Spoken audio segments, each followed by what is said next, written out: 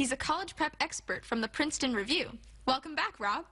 Good to be back. Thanks for the invitation. Are APs overrated? I don't think APs are overrated. In my mind, there are three things that happen when you take an AP course. One, you're given the opportunity to make admission counselors who are going to be reviewing your application very happy because you're answering this question. Did you challenge yourself in high school? Two, it can earn you some course credit when you're in school. And three, it could qualify you for better placement when you're actually matriculating into college to get into a more advanced course. Just so we're clear, what's the difference between APs and honors classes? It's a good question. And generally speaking, there are just different levels of academic rigor that most high school students get to choose when they're picking their high school courses. Regular level courses, advanced or honors level courses, and AP courses. So AP being the crown and the most competitive for most schools. Can you explain how getting a good grade in an AP class can boost your GPA? Certainly.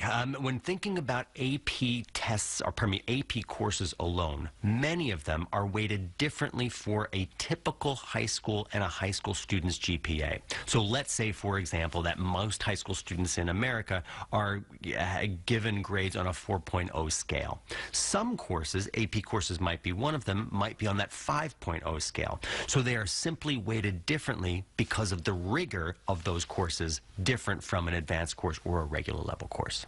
Does that mean then that a student can get a B in an AP class and still have a 4.0 GPA? Absolutely. Students can still get a B and have a 4.0 GPA, but I think that that's important, but I also think that the most important thing in taking an AP course, or really any of those advanced courses, is that it answers that question for admission counselors at admissions committees, and that question is, did you challenge yourself with rigorous coursework in high school? And if you're taking the most rigorous courses, then the answer to that question is always yes, and it will reflect in a very positive light for you on your college application to that school. Can you give us some insight on what an AP test is like?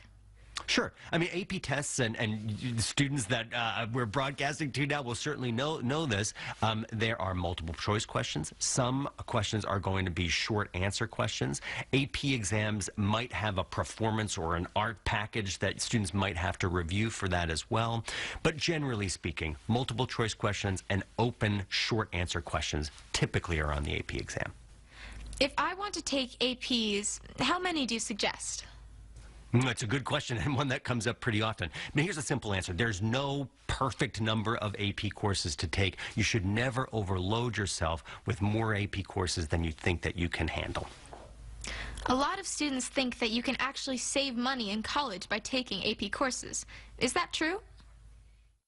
It's true in part, and there's a couple of ways that AP courses are very attractive. We talked about a couple of them before. Advanced placement, so placing out of particular coursework once you're enrolling in college, and there's some offset of some credits. But generally speaking, students that are full-time enrolled in a college, there's going to be value by way of placement rather than dollars put back in your pocket.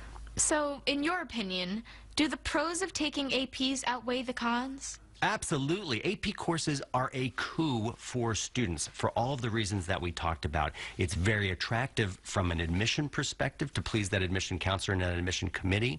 It can also make us as students more attractive to earning scholarship dollars, that grant and merit-based dollars before that we were talking about, based on the academic rigor of our courses. And APs are generally the crowning jewel in that category.